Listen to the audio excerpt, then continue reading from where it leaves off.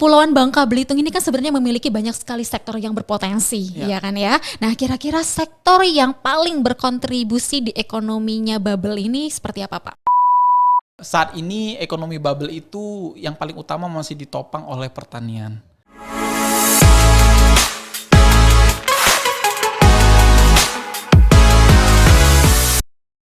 Assalamualaikum warahmatullahi wabarakatuh. Halo para Sivitas Akademika Universitas Bangka Belitung. UBB Bekisah kali ini bertajuk Bincang Prodi di Universitas Bangka Belitung. Hari ini saya kedatangan tamu spesial. Beliau adalah Sekretaris Jurusan Ilmu Ekonomi. Selamat datang Bapak Muhammad Faisal Akbar SE MSE. Oke. Betul ya Pak ya? Betul, terima kasih Mbak Aisyah. Oke, terima kasih kehadirannya Pak Faisal di studio podcastnya UBB. Oke, hari ini kita akan berdiskusi terkait dengan tema ilmu ekonomi, prospek alumni dan kontribusinya bagi daerah. Namun sebelum kita ke sana, Pak Faisal, mungkin bisa diceritakan dulu secara singkat sebenarnya ilmu ekonomi itu apa sih dan kira-kira bedanya dengan akuntansi dan manajemen. Mangga Pak Faisal. Terima kasih Bu Aisyah sudah mengundang Prodi Ekonomi ke sini. Mungkin sedikit saya jelaskan ya, sebenarnya apa sih ilmu ekonomi dan apa sih bedanya dengan manajemen dan akuntansi, karena memang di Fakultas Ekonomi itu ada 3 jurusan itu. Jadi sebenarnya jurusan, bukan jurusan ya, maksudnya Prodi Ekonomi itu merupakan studi yang mempelajari tentang ekonomi baik itu secara mikro maupun makro.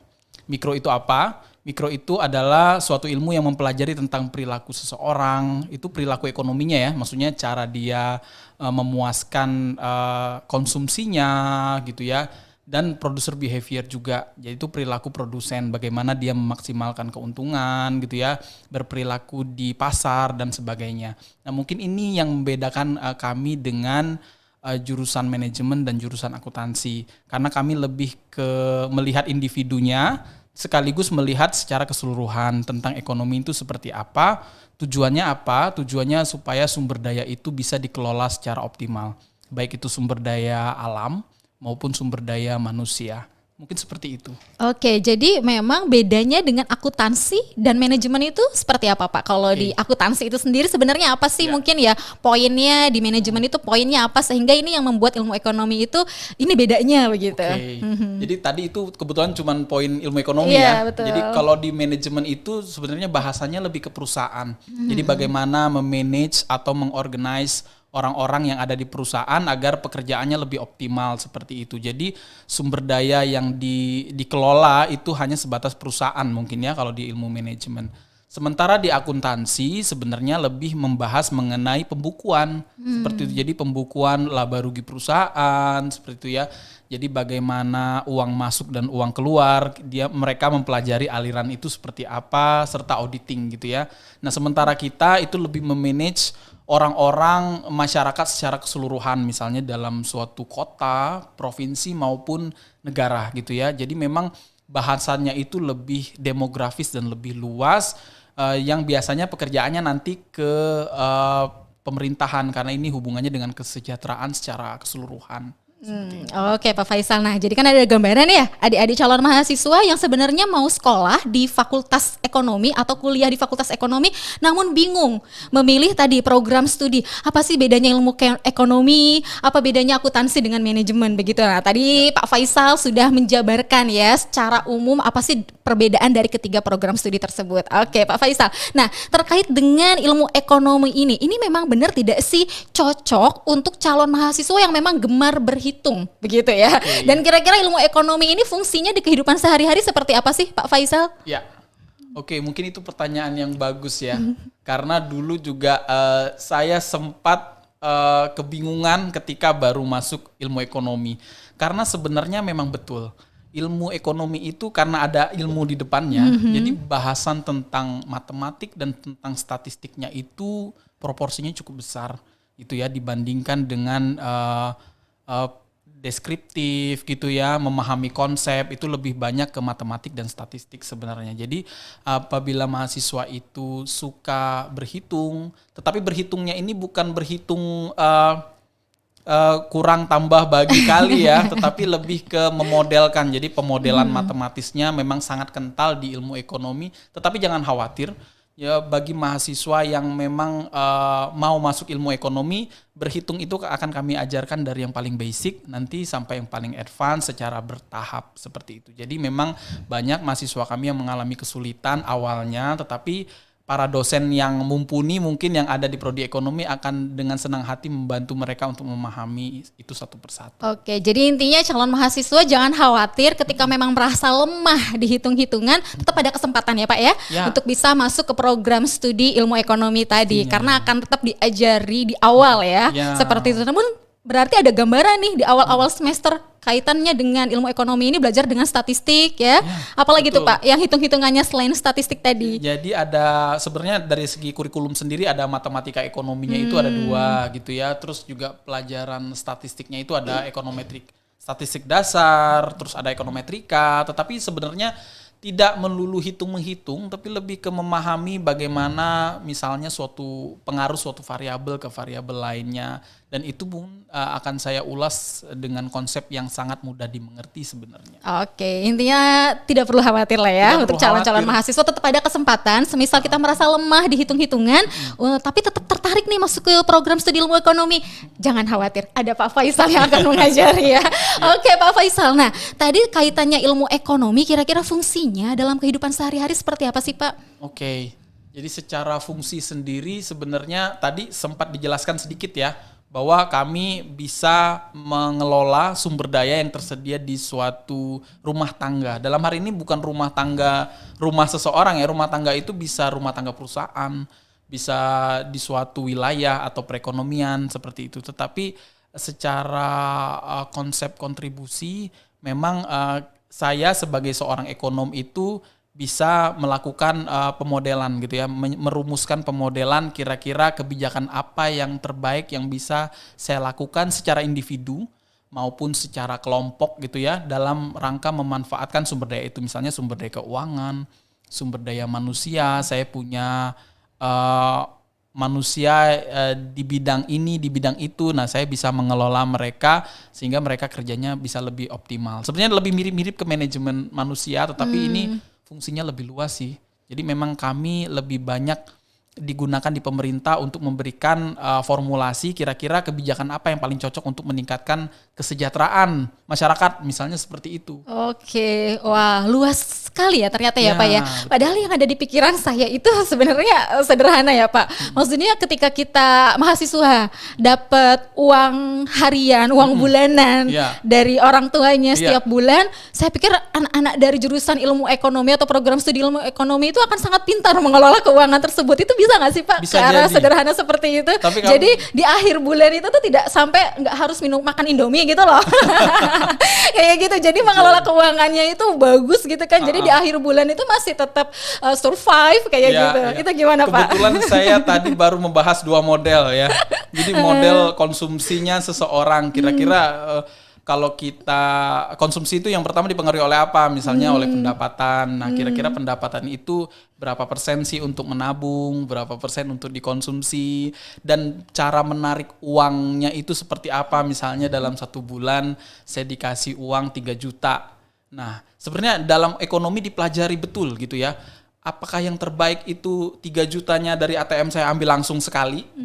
Atau saya ambil 300.000 sekali ngambil, jadi 10 kali ngambil dalam sebulan. Nah, itu semua memiliki kelemahan dan kelebihannya. Kira-kira ilmu ekonomi itu mempelajari seperti itu. Oke, berarti betul ya Pak ya. Jadi dalam kehidupan sehari-hari itu sebenarnya sangat bermanfaat sekali ya seperti itu. Jadi bisa dihubungkan. Iya, jadi ada gambarannya. Jadi anak-anak atau mahasiswa dari jurusan ilmu ekonomi itu mampu gitu ya untuk mengelola sendiri keuangannya secara pribadi gitu ya. Sehingga yang tadi saya sampaikan ya, yang candaan sebenarnya kalau di akhir bulan itu karena udah kehabisan ya udah tinggal Indomie saja ibaratnya gitu. Memang kami mempelajari model penarikan uangnya seperti apa, terus keunggulannya seperti apa apabila kita melakukan itu, kelemahannya juga ada. Gitu. Oke, menarik sekali Pak Faisal ya. Lah kemudian terkait dengan mahasiswa ilmu ekonomi itu sendiri ya, biasanya memiliki peran seperti apa jika di luar kampus Pak? Oke, ini pertanyaan yang menarik. Karena kebetulan dalam 3 tahun terakhir ya, saya itu menjadi pembina Himiko. Jadi Himiko adalah himpunan mahasiswa ilmu ekonomi. Jadi mereka sangat aktif sekali berperan di masyarakat. Bisa jadi dalam penelitian, tetapi kebanyakan dalam pengabdian kepada masyarakat gitu. Jadi memang di prodi ekonomi sendiri itu mencaratkan kewajiban bahwa setiap pengabdian yang dilakukan oleh dosen harus menyertakan mahasiswanya. Jadi mahasiswa bisa kami rangkul untuk memberikan kontribusinya kepada masyarakat. Kemarin terakhir di Kampung Keramat ya, salah satu daerah di Pangkal Pinang itu kami mengadakan pengabdian dan mengajak mahasiswa sekitar 3-4 orang untuk memberikan wawasan mengenai pola asuh anak misalnya seperti itu. Dan setiap dosen harus mewajibkan mahasiswa ikut dalam proyek pengabdiannya. Tidak hanya dosen ya, tetapi mahasiswa juga secara mandiri harus melaksanakan pengabdian kepada masyarakat. Jadi ada banyak sekali program-program kerja mereka yang memang bersentuhan langsung dengan masyarakat, contohnya KKN gitu ya. Terus juga tahun ini kami merencanakan ada desa binaan yang pastinya mahasiswa akan terlibat secara sangat banyak gitu di program itu. Oke, saya penasaran terkait dengan kegiatan praktikumnya ya atau aktivitasnya. Kira-kira seperti apa ya Pak praktikum atau kegiatan prakteknya program studi ilmu ekonomi ini? Praktek dalam akademik ya? Ya. Jadi kebetulan yang saya tadi baru share itu misalnya statistik ya. Nah kami itu banyaknya di lab, ada beberapa perkuliahan yang memang dilakukan di laboratorium. Salah satunya nama perkuliahannya pemodelan ekonomi dan lab kuantitatif. Jadi itu lebih banyak melakukan analisis data. Seperti itu, datanya data-data ekonomi, misalnya data konsumsi tadi, data pendapatan, sehingga kita bisa tahu kira-kira pendapatan itu dipergunakan untuk konsumsinya berapa persen, proporsinya, seperti itu. Bagaimana pengeluarannya terhadap pengeluaran tetap, pengeluaran tidak tetap, dan lain-lain. Biasanya praktikumnya lebih banyak ke sana. Selain itu juga dalam perkuliahan kami sering melakukan kunjungan ke kantor-kantor yang memang hubungannya dengan keilmuan kami, contohnya Bank Indonesia, terus ada di Pemprov itu ada di Bapeda gitu ya, dan lain-lain. Mungkin seperti itu. Jadi banyak sekali mahasiswa kami terlibat dalam misalnya survei konsumen gitu ya, survei konsumen yang dilakukan oleh Bank Indonesia. Nah, mahasiswa kami tuh mencari tuh sekitar 20 konsumen per bulan untuk disurvei dan laporannya nanti akan diberikan ke Bank Indonesia. Oke, menarik ya. Berarti belajar teori di kelas, kemudian praktik di laboratorium ya, kemudian ada kunjungan-kunjungan juga seperti tadi ya. Survei konsumen ini maksudnya seperti apa ya Pak Faisal? Nah ini nih, jadi sebenarnya di ekonomi sendiri banyak sekali keterkaitan dari stakeholder ya. Stakeholder kami itu tidak hanya dari swasta, tetapi juga ada dari institusi pemerintah. Contohnya ada Bank Indonesia tadi. Jadi Bank Indonesia ini memerlukan data yang sifatnya time series ya, sifatnya bulanan seperti itu, misalnya data inflasi. Jadi mereka ingin tahu harga di pasar itu pada hari ini berapa, seperti itu ya. Nah, mahasiswa kami dilibatkan untuk memberikan laporan ke Bank Indonesia. Jadi memang mereka turun ke lapangan untuk mensurvei kira-kira harganya berapa, dari sisi konsumen seperti apa, dari sisi penjual seperti apa. Yang nantinya itu akan menjadi bahan laporan dari Bank Indonesia, kira-kira harga di bubble ini sekian loh untuk komoditas-komoditas yang memang diperhatikan ya. Dan itu ada honornya. Oke. Jadi memang mahasiswa kami itu difasilitasi gitu ya. Jadi siapa bilang mahasiswa itu tidak bisa mencari uang gitu ya. Dia sekaligus belajar untuk melakukan penelitian, di sisi lain juga dia dihonorin gitu. Jadi memang manfaatnya luar biasa. Iya, ada pengalamannya juga. Betul. Ya, kemudian merealisasikan ilmu yang udah diperoleh di kelas, kalian di lapangan seperti apa. Dan ini kan istilahnya latihan kerja juga ya. Dan yang terakhir ada uang jajan tentunya gitu ya. Juga saya jadi mahasiswa itu ada pernah melakukan itu dan itu sangat menyenangkan karena manfaatnya banyak. Oke, ini yang paling sisi fun-nya ya dari program studi ilmu ekonomi. Jadi tidak melulu kita di dalam kelas, di dalam laboratorium, kemudian di depan komputer ya, untuk misalnya menganalisis statistika seperti yang Bapak sampaikan tadi, tapi juga kita bisa langsung terjun ke lapangan ya, baik itu ke masyarakatnya itu sendiri maupun perusahaan yang memang perusahaannya yang bonafit semua ya, seperti itu kerjasamanya ya. Oke, Pak Faisal, boleh disampaikan sedikit, mungkin di sini ada adik-adik calon mahasiswa yang tidak hanya sekolah sekarang di SMK bagian misalnya bidang akuntansi ya, bidang perekonomian begitu, namun juga di sini mungkin ada calon mahasiswa mahasiswa yang minat ya di program studi ilmu ekonomi, namun program studi atau jurusan sebelumnya itu adalah Saintek gitu atau IPA. Nah, kira-kira apa saja yang harus disiapkan oleh kami nih Pak gitu. Kami mau masuk ke program studinya ilmu ekonomi UBB. Kira-kira apa saja yang kita perlu siapkan? Oke. Jadi sebenarnya di program studi ekonomi sendiri sangat terbuka lebar untuk semua background bidang studi ya. Kami tuh ada dari lulusan SMA, ada dari lulusan SMK bahkan, terus tidak hanya dari IPS aja, tetapi dari IPA juga sangat welcome untuk bergabung di prodi ekonomi.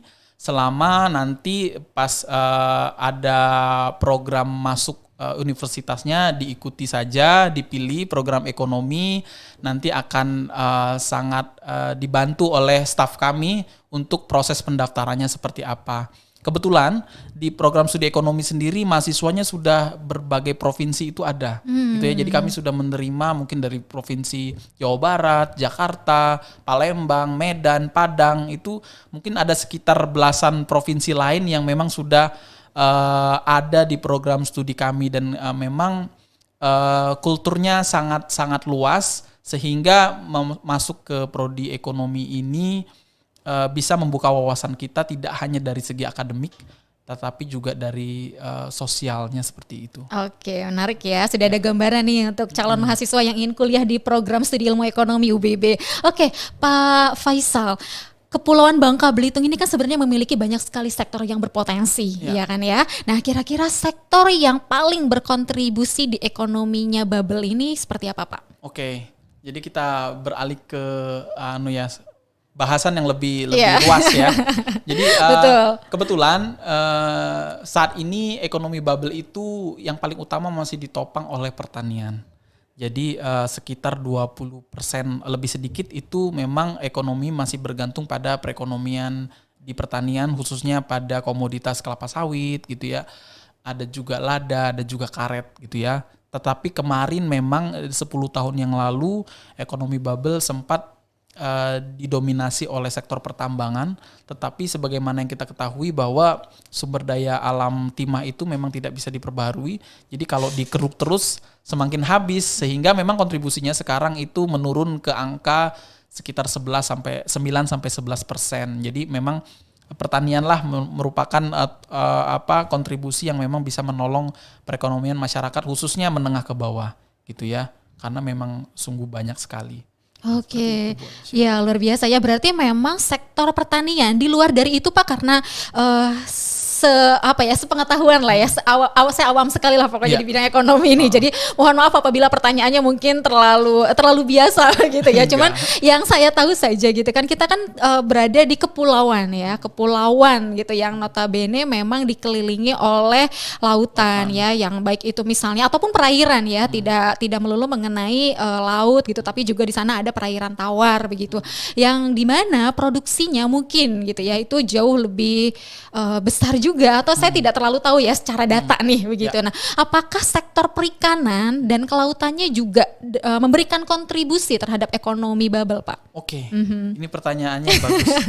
Jadi kebetulan saya lupa menjelaskan ya bahwa sektor pertanian sendiri ada dannya, pertanian dan perikanan. Jadi memang di beberapa daerah, apalagi misalnya di daerah Belitung, kebetulan saya tahun kemarin di hire di dinas pertanian di Belitung ya.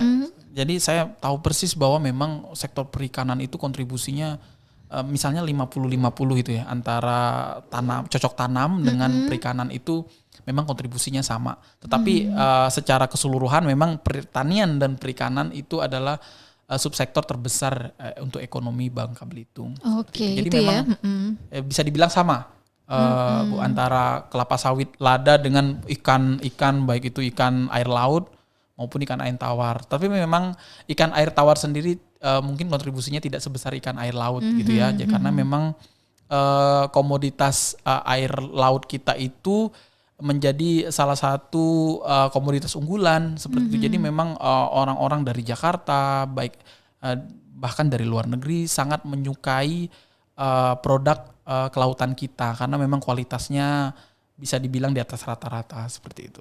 Oke, berarti sebenarnya mahasiswa program studi ilmu ekonomi ini nggak usah khawatir ya, apa yang perlu dianalisis banyak sekali langsung Banyak di daerahnya. sekali. Nah, berarti kalau begitu kira-kira prospek kerja Oke. untuk mahasiswa dari ilmu ekonomi ini seperti apa Pak Faisal? Jadi ada 6. Boleh saya buka konsep Oh, dulu ya boleh, sedikit boleh, ya. Pak. Jadi Boleh saya buka lupa. contekannya enggak apa-apa.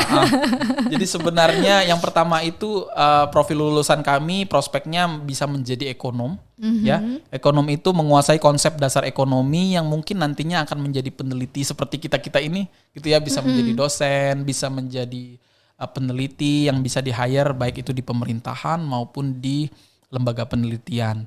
Selain itu juga bisa menjadi analis, gitu ya. Analis itu tidak hanya berada di sektor swasta saja, tetapi lebih banyak di-hire di pemerintahan. Jadi analis itu bisa bekerja di misalnya Badan Penelitian Pembangunan dan Perencanaan Daerah, itu Bapeda ya, tingkat kabupaten ada, tingkat provinsi ada, bahkan ada tingkat nasional, itu Bappenas namanya. Terus juga analis juga bisa bekerja di Bank Indonesia seperti itu, baik itu di analisis moneternya maupun di bidang keuangan dan lain-lain. Jadi bisa di bank juga gitu ya. Ada juga berlaku sebagai praktisi juga ada. Kalau praktisi lebih ke perbankan gitu ya. Jadi bagaimana dia menerapkan kebijakan-kebijakan marketing misalnya, itu bisa gitu ya, bisa menjadi aktuaria. Sekaligus bisa menjadi wirausaha gitu ya. Ini ada 4 ya, ekonom, analis, praktisi, wirausaha. Selanjutnya ada perencana pembangunan. Nah, ini biasanya di-hire oleh World Bank bisa, atau oleh pemerintah tadi juga bisa, bagaimana konsep membangun suatu daerah itu agar secara ekonomi bisa bertumbuh dan bisa dibangun seperti itu. Karena dibangun dan bertumbuh itu adalah 2 hal yang berbeda. Kalau bertumbuh itu sektor produksinya, kalau dibangun itu adalah sektor manusianya. Jadi harus berpendidikan seperti itu ya. Harus kesehatannya dijaga gitu ya, agar memang bisa mengejar ketertinggalan kita dengan negara-negara maju. Gitu. Dan yang terakhir adalah asisten peneliti. Karena lulusan S1 ya belum bisa menjadi peneliti utama gitu ya, masih bisa bersifat asisten peneliti, dan memang itu sudah kami terapkan di mahasiswa kami. Setiap penelitian saya selalu meng-hire asisten mahasiswa seperti itu. Oke, menarik ya. Pekerjaan idaman biasanya nih Pak. Kan biasanya ada beberapa mahasiswa itu ketika sudah lulus nanti punya nih pekerjaan idaman yang sebagian besar tuh hampir mau ke arah sana semua begitu. Apakah di program studi ilmu ekonomi tuh melihat tren yang sama demikian gitu. Jadi mengarahnya itu lulusannya rata-rata ke sana begitu. Atau memang tersebar luas gitu. Jadi artinya sama rata. Jadi ada yang memang passionnya itu di perbankan, ya perbankan, yang passionnya di lapangan, misalnya seperti itu. Jadi ya bekerjanya misalnya yang tadi terkait dengan mendatangkan setiap masyarakat ya, begitu, yang bekerja sama misalnya dengan Bank Indonesia begitu. Atau memang ada idola tersendiri ya, saya maunya nanti kalau setelah lulus gitu kan kerjanya di perusahaan ini gitu, karena segitu bergengsinya, segitu bonafitnya, salary-nya juga besar misalnya seperti itu. Nah, gimana Pak Faisal kalau di ilmu ekonomi? Nah, ini yang sering saya bicarakan dengan mahasiswa ya. Kadang-kadang di akhir kelas kan setelah membahas masalah akademik, kita juga sedikit membahas mengenai prospek mereka, kira-kira pengen jadi apa sih. Jadi mahasiswa itu pada dasarnya masih banyak yang belum terbuka pikirannya. Sehingga ketika saya tanya, mau jadi apa sih? Saya mau kerja di bank, Pak. Kenapa kerja di bank? Karena gedungnya bagus. Karena AC-nya dingin gitu ya. Pakaiannya bagus. Iya, dan pakaiannya bagus kok, yang kerja di sana kayaknya good looking semua. Betul. Nah, setelah itu baru saya bukakan wawasannya bahwa ada kelebihan dan ada kekurangannya ketika kita memilih pekerjaan di suatu tempat seperti itu. Dan alhamdulillah animonya baik sih. Memang dari saya sendiri kan wawasan dalam pekerjaannya cukup ya. Saya pernah kerja di bank juga kebetulan gitu ya. Terus saya juga pernah kerja di universitas di Jakarta juga. Jadi beberapa gambaran yang saya tahu saya berikan ke mahasiswa bahwa ketika kerja di bank kelebihannya seperti ini, kalau bekerja sebagai seorang peneliti, kelebihan dan kekurangannya seperti ini. Nah, dari segi salary sendiri mungkin secara umum saya share, tetapi itu sifatnya umum-umum aja gitu ya. Kira-kira kalau di bank mungkin rata-rata pendapatannya bisa kita cari sendiri di Google itu seperti ini. Jadi mereka mulai terbuka wawasannya dan kebetulan banyak sekali juga yang ingin menjadi dosen. Jadi kalau ditanya Mbak Aisyah sendiri, kira-kira sekarang ini mahasiswa itu lebih suka jadi apa ya Pak? Jawabannya adalah terdiversifikasi sih. Ada yang tetap suka kerja di bank, tetapi banyak juga yang suka menjadi dosen. Mungkin terinspirasi dari kami nggak tahu seperti apa ya. Ada juga yang mau kerja di Bank Indonesia, mungkin menjadi seorang peneliti.